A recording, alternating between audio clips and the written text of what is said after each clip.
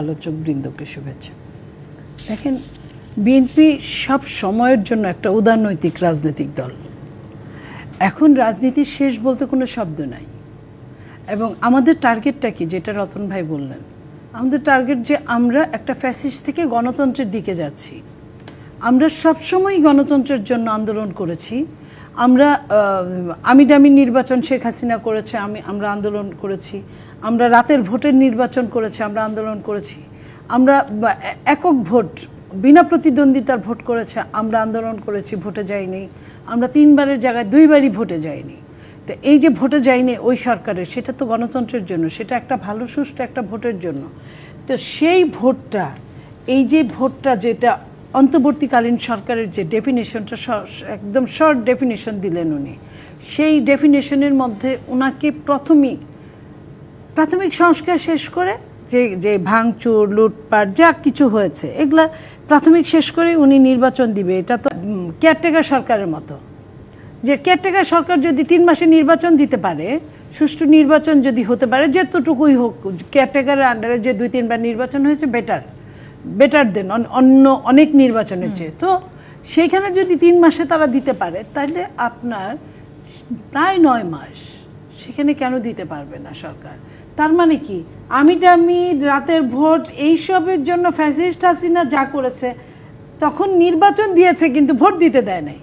আর এখনকার সরকার তো নির্বাচনই দিচ্ছে না। নির্বাচন দেওয়ার নিয়ে কোনো তার নাই, কথা নাই। উনি যতবার যা বলছেন একটা লম্বা সময় ধরে, তারপরে ওনার কিছু চামচা চামুন্ডা আগের সরকারের মতোই নামিয়ে দিয়েছেন। কিন্তু তারা বিভিন্ন কথা বলছেন, দীর্ঘায়িত করার কোনো ইচ্ছা নেই, তারা ডিসেম্বর থেকে এর মধ্যেই নির্বাচন দিতে চান। এটা তারা যে কথাটা বলছেন, পাশাপাশি আপনি যদি তার উপদেষ্টাদের কথা ধরেন সাথেই, তাহলে আপনি কি বুঝবেন? কিংবা তার যে কিংস পার্টি, তাদের কথা ধরেন, তাহলে কি বুঝবেন? আমি যে কিংস পার্টি বলি এই কারণেই যে তারা যা করছে, অন্যদের তো আপনার প্রশাসন কিন্তু বুঝে কাকে দিয়ে কি হবে। আমি যাই, রতন ভাই যাক, প্রশাসন কিন্তু আমাদের কথা শুনবে না। প্রশাসন যাদের কথা শুনে, যাদেরকে শত শত কোটি টাকা দিয়ে প্রশাসন বা কোনো মানুষ বিশ্বাস করতে পারে, তার মানে কি তারা কিংস পার্টি? কিন্তু তারা কি বলছে? সব বিএনপির লোক। তারা কি বলছে? তারা বিএনপির লোক বললেই তো আর বিএনপির হলো না। এটা যে তোমার পাতে খাওয়া নাই মানে আমার পাত খালি, এই কারণটা এরকম বোঝানোর জন্য যদি তারা বলে থাকে, সেখানে আমাদের কিছু বলার নাই।